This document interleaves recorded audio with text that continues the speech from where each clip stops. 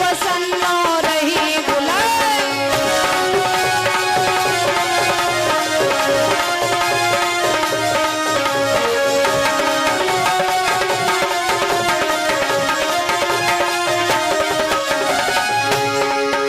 अरे पहले सो मेरा हो मात पिता को जिनकी काख लिया हुआ बता।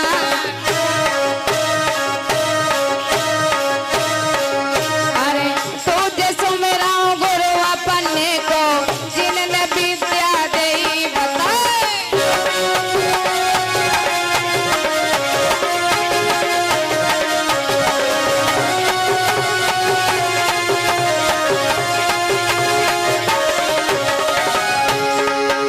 अरे सुमेर जठैया निज पेड़ तको सुंदर पिंड वरगदा छाए। अरे सुंदर पिंड गिरर बरगद की पत्ता लहर लहर लहराए।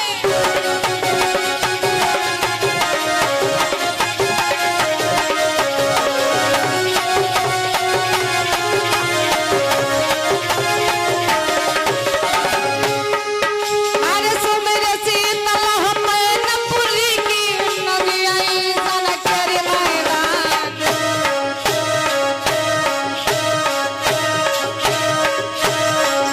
अरे सपनों दे जहाँ तेज सिंह को सुंदर भवन लिया बनवाए।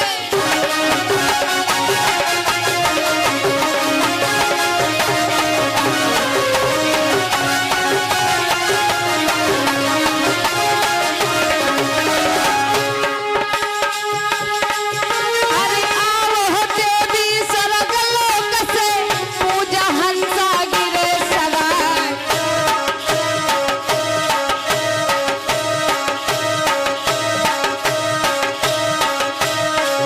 अरे सभा बीच में फेरी दे जा तो पतासी रही बुलाए।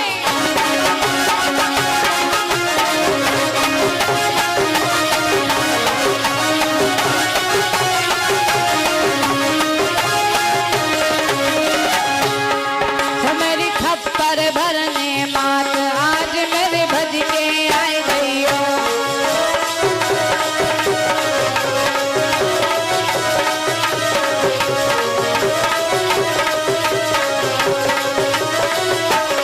अरे भज के आई गई अरे मात मेरी भज के आई गई हो।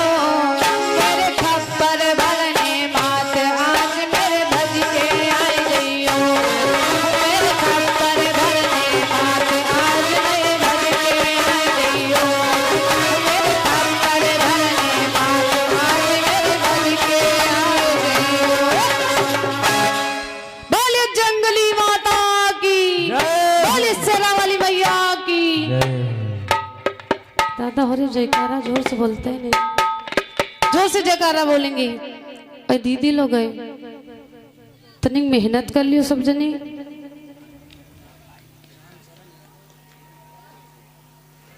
और ये हमारे भैया राम शरण यादव बीरम खेड़ा, इनकी ओर से पावन 501 रुपए भगवान के चरणों में समर्पित किए। भगवान इनको सुख शांति प्रदान के जीवन मंगल में हो,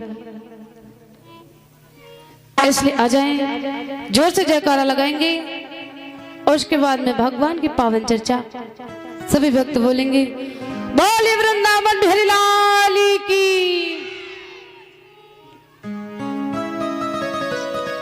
इधर कहा जाता है गंगा के किनारे बैठी श्री व्यासनंदन जिस समय सुखदेव जी महाराजा परीक्षित को भगवान के चर्चाओं का रसपान करा रहे हैं। सुखदेव जी महाराज राजा परीक्षित को समझाते हुए कहते हैं कि हे राजन, तुम्हें श्राप लगा है कि आज के 7वें दिन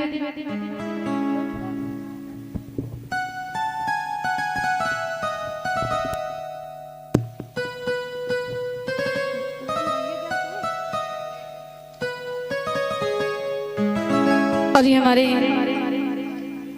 जगजीवन भैया गौरिया प्रभा, इनकी ओर से पावन फल भगवान के चरणों में समर्पित किए। भगवान इनको सुख शांति प्रदान कर जीवन मंगल में हो। इसलिए प्यारे कहा जाता है, इधर सुखदेव जी महाराज राजा परीक्षित को समझाते हैं, कहते राजन ध्यान से सुनो भगवान की चर्चा, क्योंकि तुम्हें श्राप लगा है कि आज के 7वें दिन ये तक्षक नाग जीवित होकर डसेगा और तुम्हारी अकाल मृत्यु हो जाएगी। इसलिए राजन आपके पास अभी शेष समय है, इस समय में जितना हो सके उतना भगवान का भजन कीर्तन कर लो, उसी में तुम्हारा उद्धार हो जाएगा।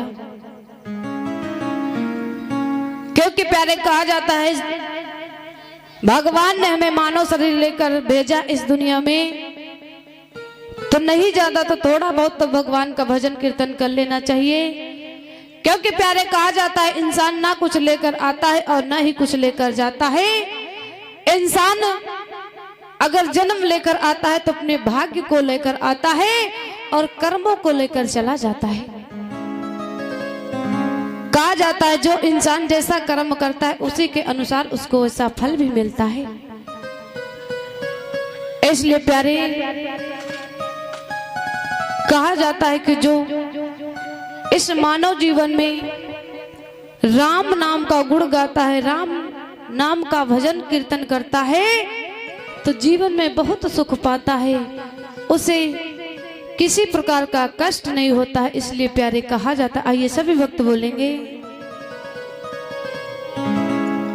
आज सुखदेव जी महाराज समझाते हुए कहते हैं राजन से सुनो परीक्षित, बोले हैं हर की जो राम नाम गुण गाता है और जीवन में बड़ा सुख पाता है।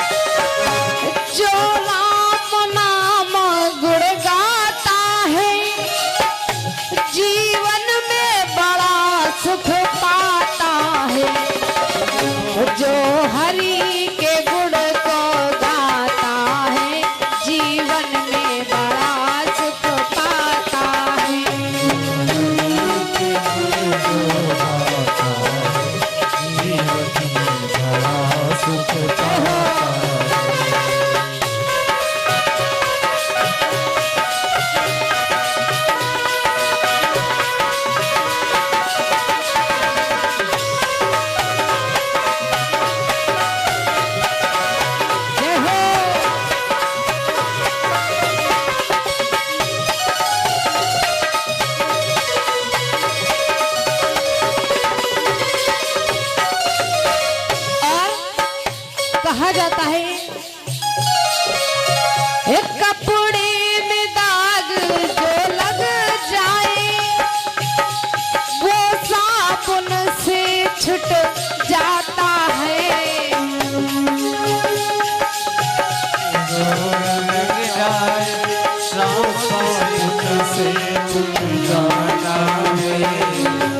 कहा जाता है यदि कपड़े में दाग लग जाए तो साबुन निरमा से छूट जाता है, लेकिन एक कपड़े में दाग जो लग जाए वो साबुन से छूट जाता है। और यदि कुल्ले में दाग जो लग जाए उसे कोई छुड़ा नहीं पाता है।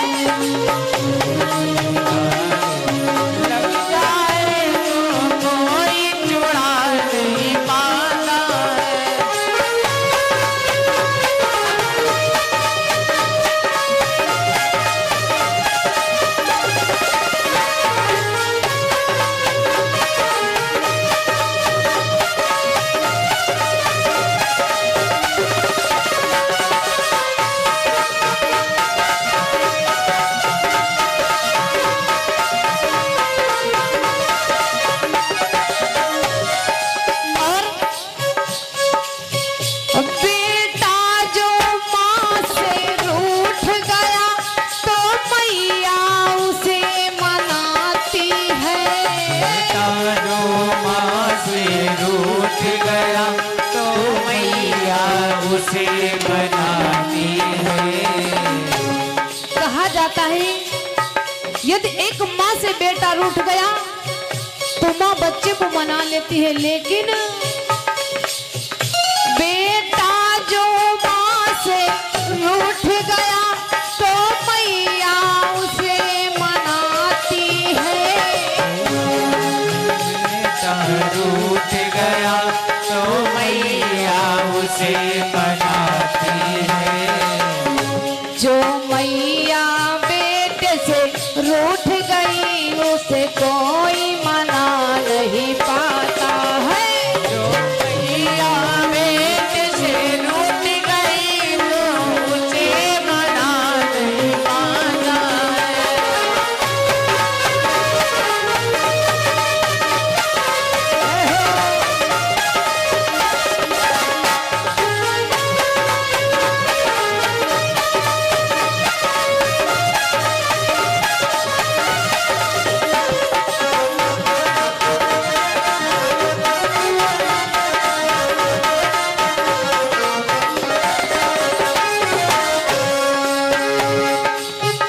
और सुखदेव जी महाराजा परीक्षित को बार बार समझाते हैं, कहते राजन सुनो,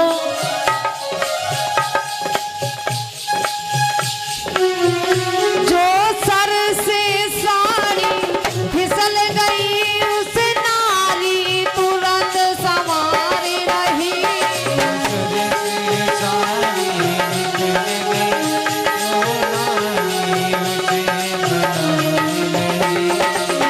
कहा जाता है यदि एक नारी के सर पर से साड़ी नीचे फिसल गई तो नारी उसे तुरंत संभाल लेती है, लेकिन प्यारे जो सर से साड़ी फिसल गई उस नारी तुरंत संवार रही। सर से साड़ी फिसल गई तो नारी उसे संभाल रही। जो धर्म से नारी फिसल गई उसे कोई संभाल न पाता है। धर्म से नारी फिसल गई वो उसे संभाल नहीं पाता है।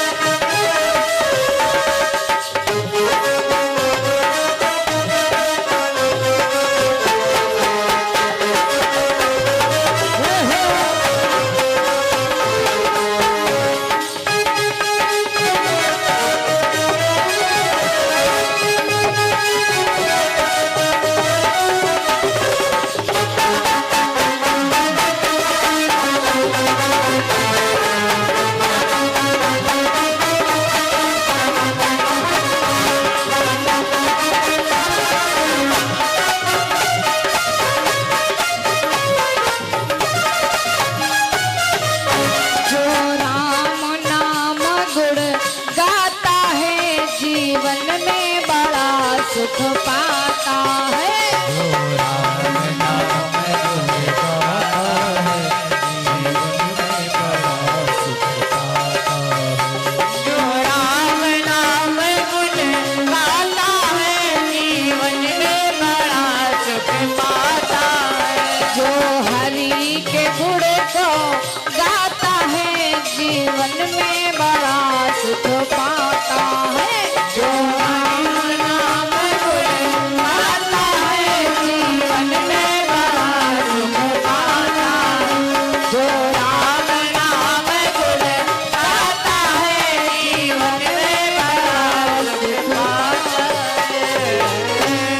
है। इसलिए प्यारे कहा जाता है भगवान ने हमें मानव शरीर लेकर भेजा है तो ज्यादा नहीं तो थोड़ा बहुत तो भगवान का भजन कीर्तन कर लेना चाहिए। इधर प्यारे धीरे धीरे समय व्यतीत होता जा रहा है। कहा जाता है कि मथुरा नगरी का राजा उग्रसेन महाराज उग्रसेन बड़े ही सत्यवती राजा है, अपनी प्रजा को पुत्र के समान मानते हैं, किसी प्रकार का कष्ट नहीं होने देते। और प्यारे कहा जाता है प्रजा को किसी प्रकार का कष्ट नहीं होने देते। महाराज उग्रसेन की एक पत्नी थी जिसका नाम पवन रेखा, बड़ी ही सुंदर नारी है, बड़ी ही पतिव्रता नारी है और अपने पति की सेवा अपनों हाथे करती, अपने हाथे करती है। पवन रेखा चाहती तो दासियों से कभी करवा सकती थी अपने पति की सेवा, लेकिन पवन रेखा ने ऐसा नहीं किया, अपने पति की सेवा अपने हाथे करती थी। बड़ी ही सुंदर नारी है, कैसी नारी है बताया जाता है। आज पवन रेखा जब सुबह उठती है तो सबसे पहले अपने पति के चरणों को स्पर्श करती है, उसके बाद में कोई कार्य करती है। कहा जाता है कि पति की सेवा में 8 पहर अपने को हाजिर करती थी, हर दिनचर्या के पहले उठकर पति के शुभ दर्शन करती थी।